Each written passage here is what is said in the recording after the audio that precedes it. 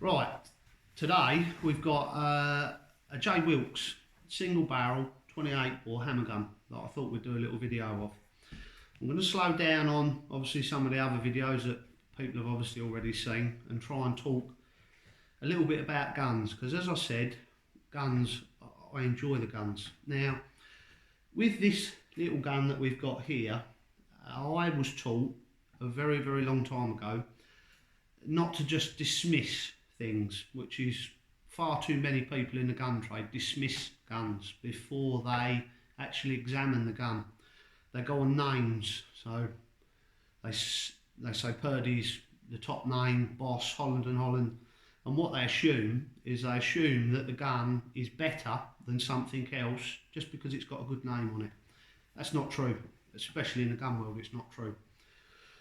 Now, what I'm going to do, I'll show you a few little things that are on this gun that will set this gun apart from most single barrel 28 bores that you look at, and it will also set it apart from some of the names that I've just mentioned.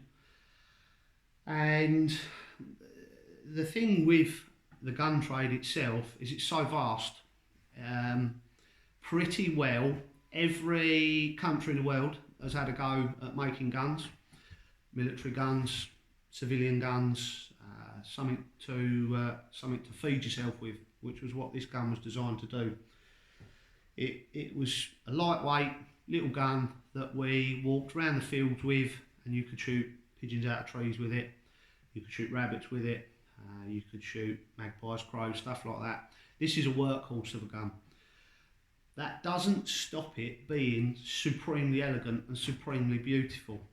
Now, the thing is, there's so much to read and to learn. What you must do is you must pick your poison, and you must decide what interests you. Whether it be air rifles, bullet rifles, 2.2s, whether it be target shooting, whether it be animal hunting, vermin control, whether it's pigeon shooting, whether it's pheasant shooting, wildfowling, clay pigeons, trap, skeet. The list is endless, unfortunately.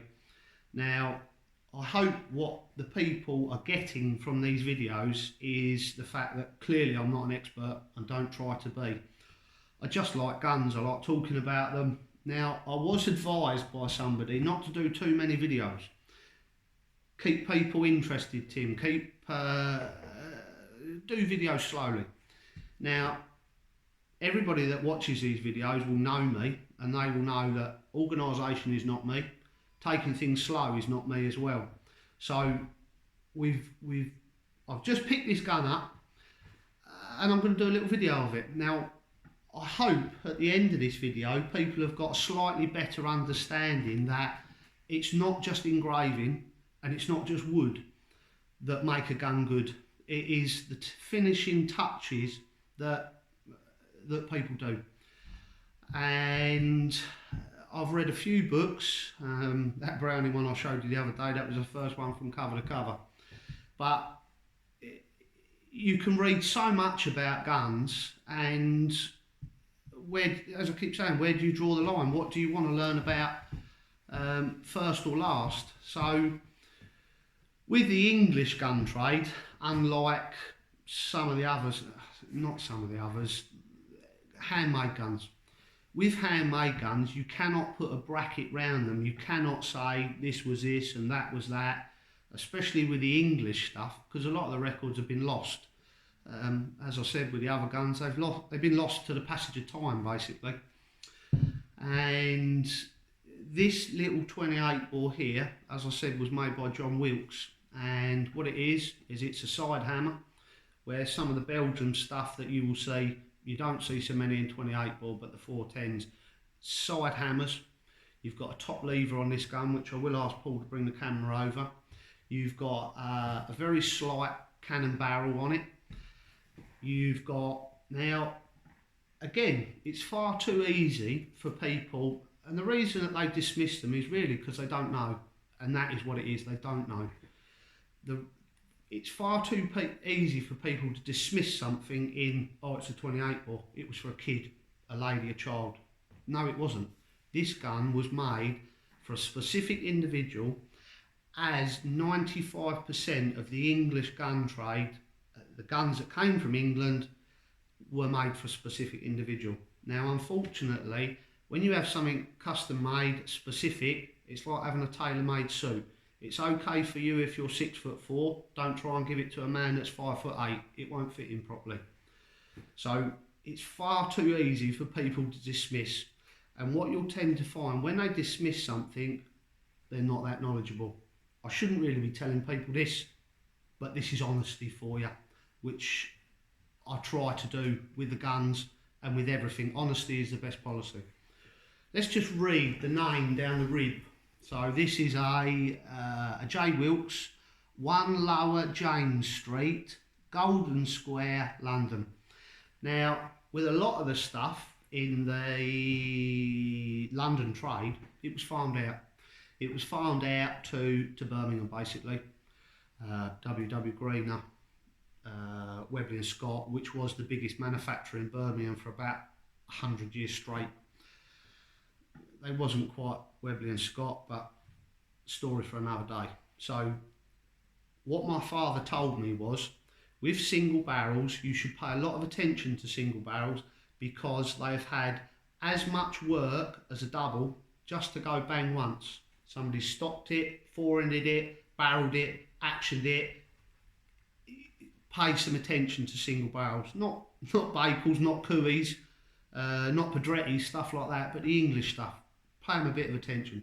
Please bring the camera over, Paul, and let's just show some of the people what we've got. We've got a few minutes left. Yeah, 3 minutes. Okay, mate. So we've got a full length fore end on this gun, with a horn cap at the end of it. And you'll see the grain of the horn in it ever so slightly. Also, Paul, you've got what I've said from the other videos, flat top chequering. Flat top chequering is how the English gun trade checkered their stuff. Towards the end of the production run, you got pointed, jagged tops. That is not how it was done originally. You've got a Damascus barrel on this one, Paul. Yeah, we're focusing on that, yeah. Right. We've got a side hammer on it. Now, these locks wouldn't have been made by Wilkes. These would have been made in what they call the Black Country, just outside Birmingham. Also, what you've got on this gun, you've got the correct size trigger guard. Why have you got the correct size trigger guard, Paul? Because the man that made it knew what he was doing. With this one, you've got one screw to hold the trigger guard in. You've also got an appropriately sized silver or gold oval. It won't be gold, it'll be silver, but you've got an appropriately sized silver oval. You've got flat top chequering. Not only have you got the flat top chequering, Paul, but let me roll it over. You've got a straight edge here, and you've got your curves. Why do the curves? Why not again? Have we got a little bit more time left? Yeah. A little bit more time left. So underneath the fore in there, Paul, you've got a lot of your original colour from, I say the factory, this wouldn't have been made in a factory. I believe J Wilkes was one of the last, if not the last gun maker that truly made guns in London. Purdy, Boss, Holland and Holland, they don't count because they are premium guns. This guy, J Wilkes, was a privateer, basically. Now, can you see, these are the period 28 bore proof marks. Yeah, let's see.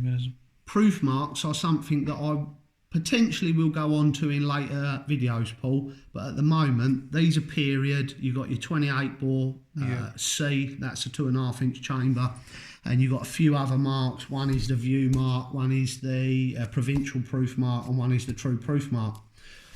So we move up here, because so these are your modern proof marks that are on it, Paul. I have had a look at them quickly, but I can't. Let's have a look, see if I can tell you. So 14.2 is the bore dimensions, just here. Let me turn it round this way. Yeah, we just got in a bit of shadow there, didn't we? Let me turn it round this way. So they've made it very, very simple for us, and in fact I thought they were Birmingham proof marks, but they're not. This piece here, LP, Yep. is either last proof or London proof. I know it's London proof, and I'll move on to that in a second. 14.2 is the bore dimensions. Alright, so because we're in metric nowadays, I much prefer imperial, but that was because I was brought up on imperial. So NP is nitro proof. With it's a sword basically in a man's hand. If it was a Birmingham proof mark, it'd have BMP. Why would it have BMP? Birmingham nitro proof. So MP nitro proof. We've got 28 bore and we've got 65mm chambers with a standard proof mark, and this is the view mark basically. Silly other things, Paul. With this one, you've got a double bite. So these are your barrel lumps. Yeah. This is your front lump, this is your back lump. You've got a double bite here and here. The reason that I say you should look at the 28 bores, basically this gun, Paul, when this was made by somebody in London in about 1900, could be 1890, something like that. Yeah. All of the workmanship that's on this gun, Paul, the man has wasted his time. All right, the gun is far too. The quality is far too good for what the gun actually is. Yeah. A single barrel 28 bore that most people would look at as a nothing.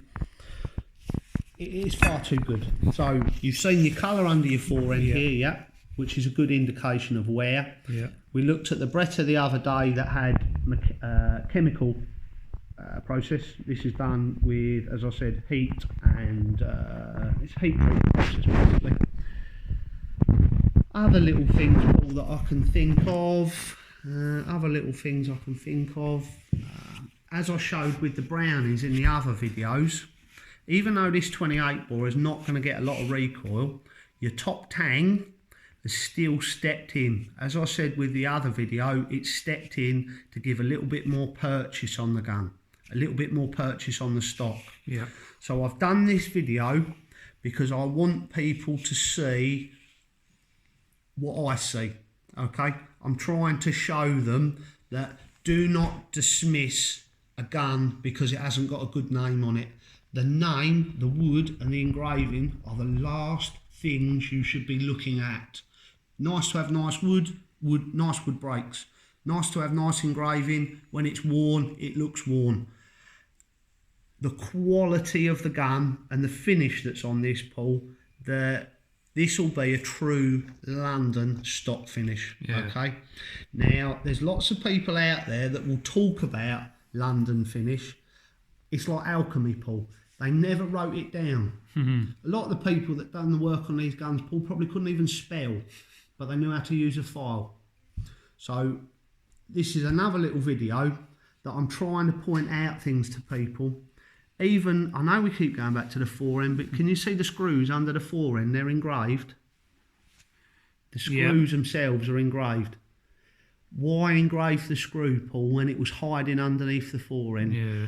That will show you the quality that we had in guns. Unfortunately, nowadays, this quality is being lost to price, affordability. This little gun here, Paul, I have seen guns with much better names on that are not a patch on this gun here. It's, sorry mate, I'm moving out. So it's just to show people. One of the other things, Paul, obviously people are enjoying the videos. Anybody that watches these videos knows that I've got a lot of guns to show and talk about. This is just one that 99% of people would walk past and ignore because it's a 28 bore. I hope I've shown people a few things to look at in the gun world. Thank you ever so much, people. Please, let's carry on doing the videos. Cheers, much.